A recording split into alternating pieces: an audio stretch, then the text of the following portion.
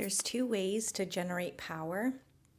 There is the obvious way, which is the way that most people, most human beings have been generating this sense of personal power, this sense of confidence in themselves, this sense of basically that energy and that motivation that allows them to take action towards their ideas. It's like this sense of confidence that arises within their body that then kind of gives them the permission slip to go out and take the actions and do the things and go after the things that they see in their imagination, see in their mind, see in their visioning process. The way that most people have been doing it is something outside of them hands them that power. Okay, so some authority outside of them, whether it is a university, whether it is an employer, whether it's just like a parent, but it's someone or something outside of the individual that will literally hand them a permission slip and be like, you're sick, like in a good way. Like, you're sick, like, here you go, like, you can go do the thing, you're amazing, like, let's go do the thing. I recognize you as this powerful being who can go do this thing, so therefore go on and do it. And many people use that, and that propels them forward because they've been validated by something outside of them. And when you're validated from something outside of yourself, it's very easy to continue sourcing that motivation to keep moving forward, because that's kind of like what humanity is familiar with. So what happens when the new human begins to emerge, when consciousness begins to elevate, and we begin to realize that actually we never needed something or someone outside of us to grant us permission, to grant us power. Like when we begin to wake up to the fact that that power, like that, it was always innate within us. We always had it. We never needed someone or something outside of us to give it to us, to tell us that it was like we were ready and that we can go and do the thing. We always could just go and do the thing. I think so many of us who have this awareness already, we still will fall into the trap of feeling like we need someone or something outside of us to validate us. And I think this is what keeps us in this state of perpetual waiting. Like we're constantly waiting for someone or something outside of us to look at us, to recognize us, to validate us, and to be like, oh my gosh, you are what we've been waiting for. Please go on and do your thing. But inside we understand, when we feel that there's things that we're meant to speak out into the world, there's things that we're meant to create in the world, there's like these visions and these ideas and this like wisdom that we've been cultivating for many lifetimes. We've been carrying all of this, and we know we're meant to share it in this lifetime. But then we get stuck in that like mental trap when we look out at the world and we're like, wait, but everyone else who's in positions of power, or everyone else who I look around and on the world stage that are doing cool things, someone else gave them the power to do that. Like it was someone else that they were either born into it, and so they had like the power motivation of the generational line, or they got some sort of like accreditation, or some sort of like they were like crowned by some organization or some employer or something. It's like they needed someone that was like higher on the hierarchy to grant them the power to go do that cool thing. And so when we look at ourselves and we're like, oh, okay, so we might need that too before we can do the things that we see ourselves doing. But this is not true. And I'd like to invite you to also think about how even in the last like few decades, there's been a new version of powerful human emerging. And you can really see it in like the tech millionaires and the tech billionaires. you know how there's like everyone always knows it's like these people like Mark Zuckerberg and some of the other ones, like they dropped out of university and they created these like wealthy, big, huge paradigm shifting companies. And so that narrative is already starting to take hold in the mainstream mind, this idea that maybe you don't need someone or something outside of you to accredit you in order to do really paradigm shifting things in the world, to like act out on your like visionary impulses.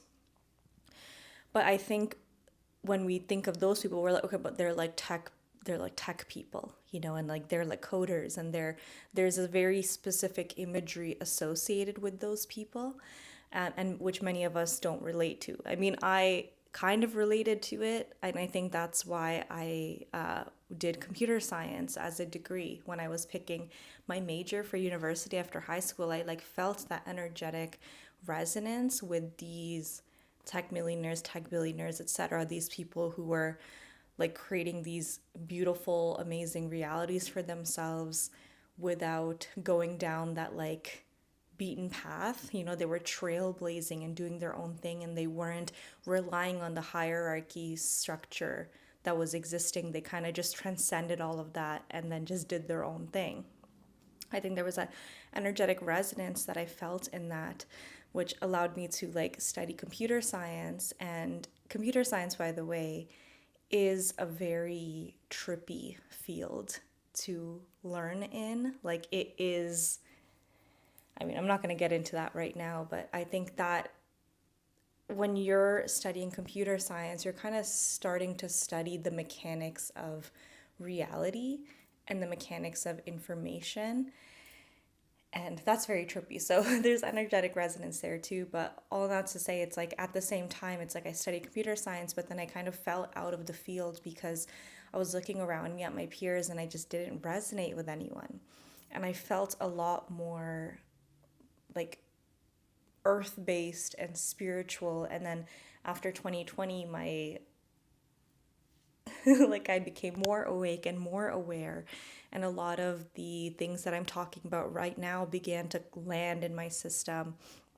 The parallel lifetime thing, like how trippy reality actually is, and all of that. And so I, you know, just kind of fell back and was like, okay, I think in order for me to talk about any of this stuff that's coming through, that I'm learning, that I'm synthesizing, like all this wisdom that I'm synthesizing that I know I'm meant to share, I think I need to wait for someone outside of me to tell me that it's okay, to give me the green light, because that programming was active in my system of this. I need to like transcend the hierarchy, or I can't transcend the hierarchy, that I need to play within the bounds of the power hierarchies that are already existing, where power is passed down or like given. It's like the visual that I'm seeing right now is, instead of us seeing that each individual human being has this like power source within them innately at all times, it's like that awareness of that power source has been completely like cut off.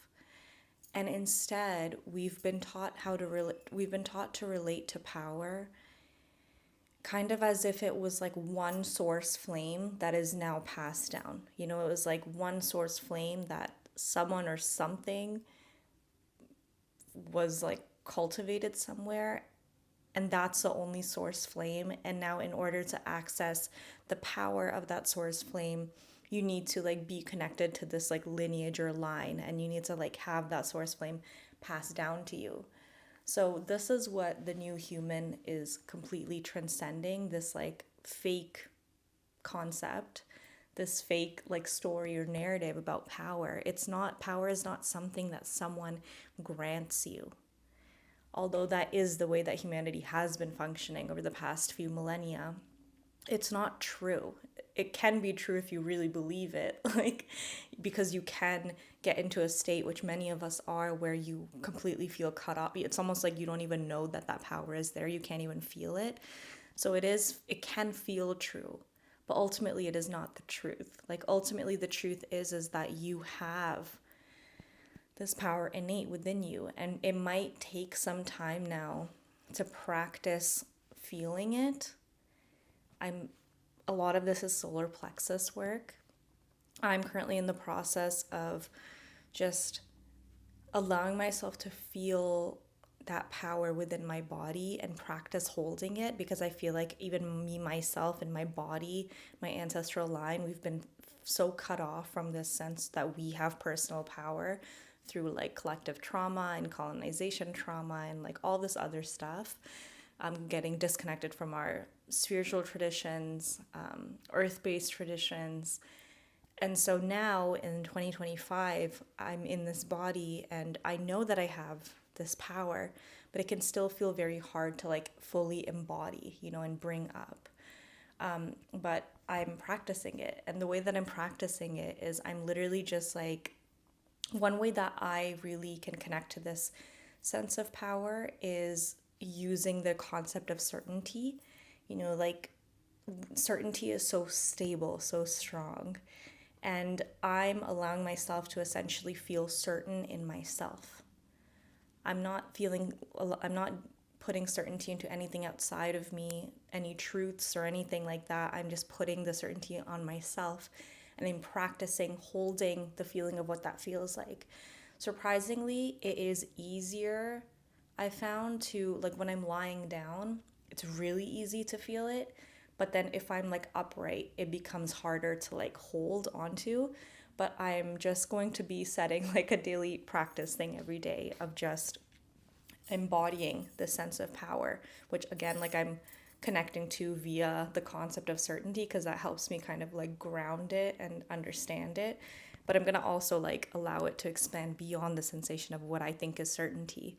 But my like belief around this, or like my knowing around this, is that when we learn how to generate this innate power, actually, it's like, again, it's not even about generating. We already have it. It's just about allowing ourselves to feel it, cutting off the dams and the blocks that have been like programmed into us through trauma, all this stuff. And we're learning how to access the feeling of it so that we can carry ourselves as if we do have this power activated, because we do, but often we don't feel it. So then we walk around in the world acting in ways that showcase that we're powerless. And that's how that old paradigm continues to run, because people are disconnected. So this practice is about learning how to stay connected to that power. And then when you're connected to that power, you begin to act in the world knowing that you are. And that shifts everything, because you've granted yourself the power. So when you meet someone and you're carrying this sense of confidence and this sense of clarity and certainty about yourself, you have this like energetic stability that people, whether they conceptually understand it or not, they feel that, and that is what people are drawn towards when they are looking for a leader or looking for someone to like help guide them. And many of us, if you're watching these videos, you are very likely a guide of some sort. And so the more that you can practice holding this energy within yourself, the more that you will attract and magnetize the people that are meant to learn from you, that you're meant to guide, which then also then activates your soul purpose and your I'm even just hearing like money making abilities and things like that, because unless you're centered within yourself and your sense of personal power, you can't do what you came here to do. And then the people who came to like receive from you cannot see you, because you're like energetically not signaling what they are waiting to recognize, if that makes sense. So yeah, to sum up this video, there's the old way of accessing power, and that is waiting for someone or something outside of you to hand it to you. But obviously then you have to like jump through all these hoops and do all of these things to appease the person or the authority outside of you so that they'll like continue giving you access to the source of power, because there's also that thing where also that phenomenon where you get granted power by someone or something outside of you, and then you do something that they or it doesn't agree with or doesn't align with, and then the power is taken back. When you're like, actually I was just watching Oppenheimer a few days ago, and that's what this kind of felt like. It's like this, he was granted all this power by to do this project for the atomic bomb or whatever, and then someone in that government association like didn't align with him, and so his entire power got pulled back, even though that he had made this huge contribution to humanity and to the state of the US basically. That power was still like pulled from him, and he lived a lot of his life like with a bad reputation because the powers that granted him the authority and the power took it back. So that's also something that can happen with that old model of power seeking and power acquiring. In this new model, it's a lot more sovereign. It's a lot more like once you turn it on, nothing or no one can take it away from you. It can take practice, because depending on who you are and depending on your life experiences and things like that, if you've spent, like me, if you've spent a lot of your life feeling disempowered or being fed stories of disempowerment and just like practicing the sensation of you're powerless, that disconnects you from that innate source, or disconnects your awareness from that innate source, and then you have to like spend some conscious time turning it back on, like reconnecting yourself. But the more that you practice it, it's like you can practice it, you can do it. And once you have it, once you've learned how to stabilize that sensation, literally nothing can take it from you, no matter what is going on outside of you, no matter what people are saying about you, doing to you, etc. You've cultivated it from within yourself in a way that was completely irrelevant to what was going on outside of you. You did not need someone or something outside of you to do a certain thing, to act in a certain way for you to feel this. You learned how to feel this regardless of what's happening.